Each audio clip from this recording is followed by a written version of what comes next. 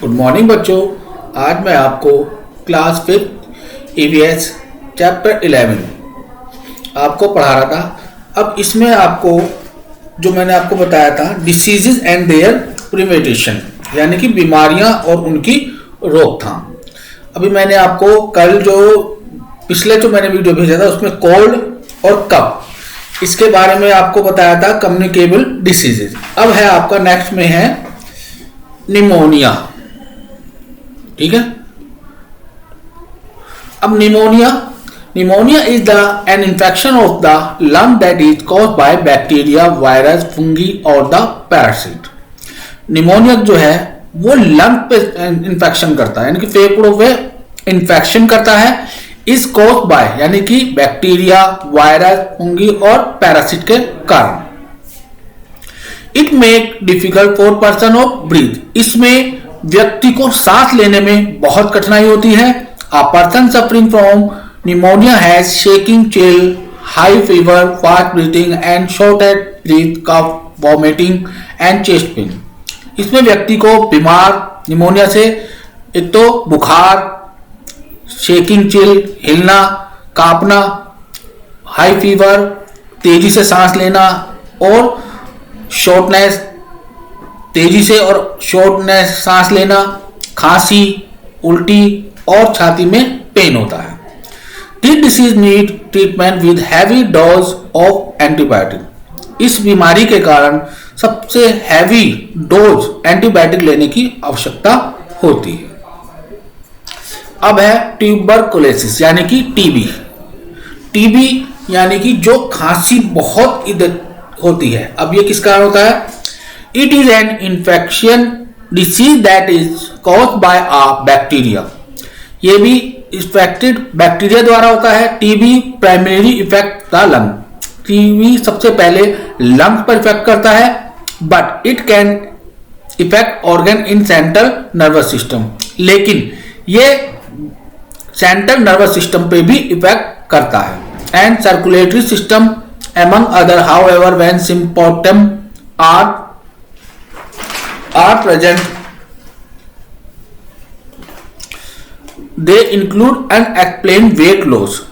यानी कि ज्यादातर जब हम इसकी एहतियात बरतते हैं तो इसमें वेट लूज होने लगता है, थकान होती है, कम होने लगता, सांस लेने में तकलीफ होती है, फीवर होता है, रात को नाइट स्वीट होता है, चिल्स एंड लॉस एपेटाइट, और हमारे जो शरीर के अंदर की जो नसें हैं वो कमजोर होने लगती हैं। Symptom if specific to the lung include coughing that last 3 or more week. अगर हमें लगातार लास्ट 3 दिनों के लिए खांसी या इससे ज्यादा हफ्ते तक हमें खांसी होने लगती है, कफिंग अप ब्लड या खांसते ब्लड आने लगता है, छाती में दर्द होने लगता है, and pain the breathing of coughing, खांसते हुए छाती में दर्द होने लगता है, तो आप BCG vaccine and prevent disease, और इसके कारण हमें बीसीजी वैक्सीन की जरूरत पड़ती है। इन्फ्लुएंजा और फ्लू यानी कि फ्लू जो एयर के द्वारा फैलता है, हवा के द्वारा फैलता है, तो there are several type of flu virus. Flu जो होता है वो कई तरह का वायरस होता है। A virus is a germ that tries to get into body cell where will take and produce more germ. इससे हमारे बॉडी के सेल जो है वो कम होने लगते हैं and will take over produce more germ, और जो कीटाणु होते हैं वो अत्यधिक फैलने लगते हैं। If your body is healthy, is flight of the virus. यदि हमारा शरीर स्वस्थ है, it will flight of the virus, तो वो इस वायरस को लड़ सकेगा। But for babies, old people and anyone who is already sick, लेकिन जो बच्चे होते हैं और बूढ़े होते हैं या कोई भी ऐसा व्यक्ति जो पहले से बीमार है, their body may be not strong enough, उसकी स्ट्रॉन्ग पावर प्राप्त नहीं होती, and they could need help from doctor, तो उन्हें डॉक्टर की आवश्यकता लेनी चाहिए।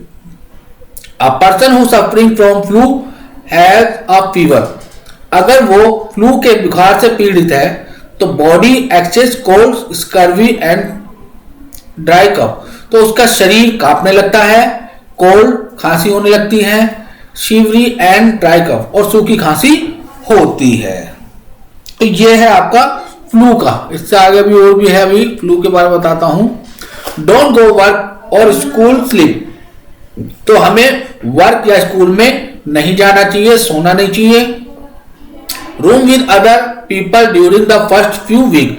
कुछ समय के लिए जब तक हमारा ट्रीटमेंट चलता है, ये बीमारी होती है, तो हमें लोगों से अलग रहना चाहिए। Use a tissue to cover your mouth any time you lung. और ज्यादातर हमें अपने मुंह को कवर रखना चाहिए, स्नीज और कफ, खांसते और छींकते हुए। Put the dirty tissue in the bag, यानी कि जो गंदा टिश्यू पेपर हो जाता है तो उसे हम फेंक देना चाहिए या उसे बॉक्स के अंदर रखना चाहिए।